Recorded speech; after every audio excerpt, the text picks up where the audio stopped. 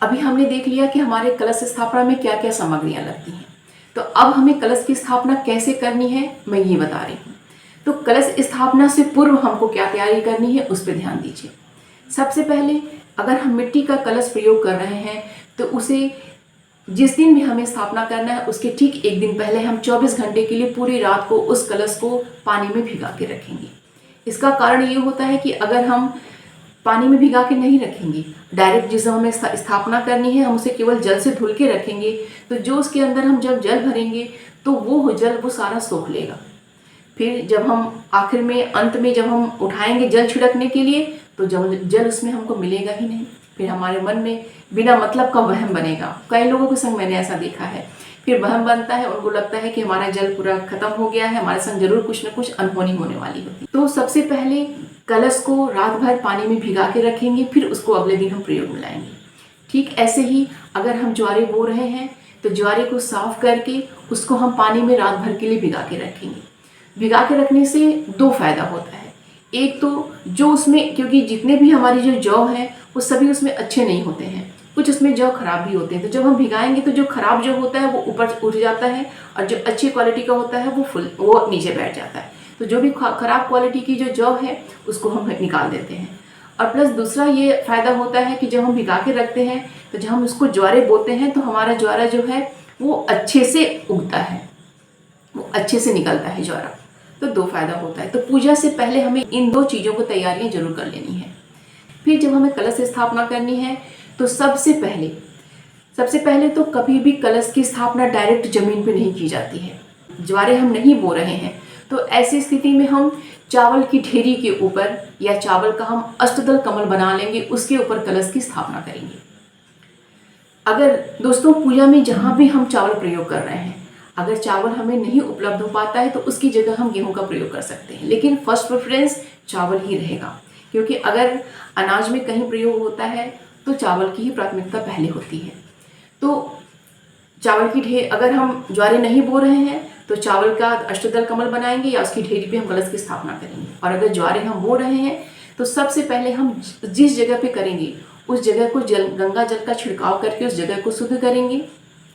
छिड़काव करने के बाद अगर हम किसी पात्र में ज्वारे बो रहे हैं तो फिर वो पात्र रखेंगे। अगर या तो फिर हम जमीन पे कर रहे हैं तो सीधे हम जल से शुद्ध करने के पश्चात उस पर हम एक लेयर मिट्टी के फैलाएंगे, और अगर हम बालू कर रहे हैं तो बालू की एक लेयर फैलाएंगे। फिर उस पर हम भिगा हुआ अपना जौ और जो सप्तधान हमने दिखाया वो भी भिगा के रखेंगे। तो सप्तधान और मिला हुआ जौ हम उस पर एक लेयर फैलाएंगे, फिर हम उसके ऊपर एक लेयर मिट्टी और डालेंगे, फिर हम जौ डालेंगे और फिर हल्की सी मिट्टी उसके ऊपर डालेंगे। दोस्तों एक चीज़ और ध्यान रखिएगा कि जैसे हम मिट्टी बनाते हैं, मिट्टी की एक सर्कल हम बना रहे हैं, तो उसमें जब हम कलश रखने के लिए, तो जिस जगह पे हमको कलश रखना है उतना जगह हमें इतना एक अंदाजा ले लेना चाहिए कि कितने जगह हमारा कलश आ रहा है। तो उस जगह पे कभी भी जौ मत छिड़किए, हमें इसका किनारे किनारे जौ छिड़किए।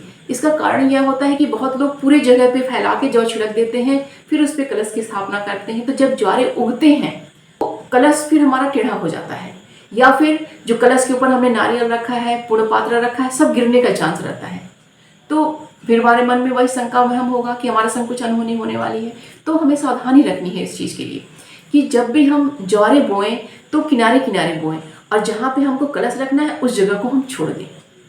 तो ज्वारे जब हमने बो लिया, हमने उस पर रख लिया, तो सबसे पहले कलश पे हम मौली बांधेंगे।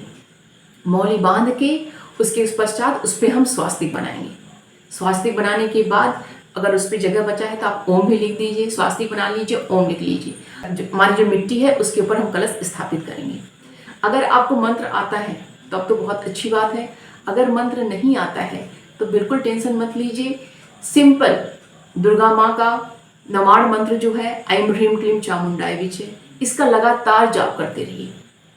ठीक है, इसका लगातार बोलते रहिए और सब सामग्रियां उसके अंदर डालते रहिए। फिर जब हम कलश उसमें रख देते हैं उसके पश्चात फिर हम उसमें जल डालेंगे। मैंने बताया है कि पहले गंगा जल फिर जल डालने के पश्चात जितनी भी मैंने सामग्रियां दिखाई हैं सब सामग्री एक एक करके डाल देंगे। ठीक है, तो जब सारी सामग्रियां हमारी डल गई उस पर हमने आम का टल्लो रख दिया, अपना हमने चावल भरा हुआ पूर्ण पात्र उसमें हमने रख दिया। उसके पश्चात नारियल पे सबसे पहले हम स्वास्तिक बनाएंगे। नारियल के ऊपर स्वास्तिक बना के चुनरी को उस पर लपेट के फिर उसके ऊपर हम मौली बांधेंगे। मौली बांध के फिर उसके ऊपर नारियल रखेंगे और नारियल का मुख हमेशा अपनी तरफ, मतलब साधक मतलब जो भक्त है उसकी तरफ होना चाहिए। हम उसको नारियल की स्थापना कर देंगे।